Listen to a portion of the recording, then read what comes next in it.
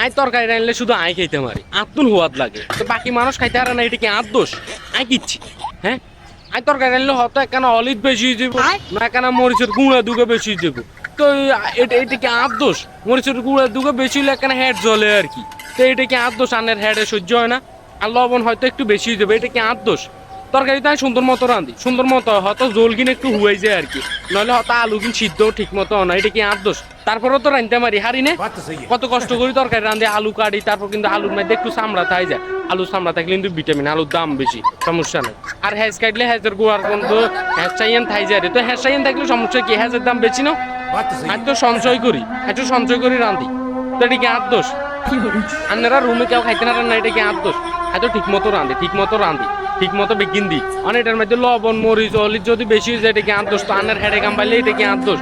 আর তো কিছু না, তো হাত করি খাই, আর তো হাত লাগে সেই স্বাদ, আইন আনলে স্বাদ হয়, আপনারা খাইতে না রান্না, এটা তো এটা কি আর দোষ? তো বিদেশ করলে কি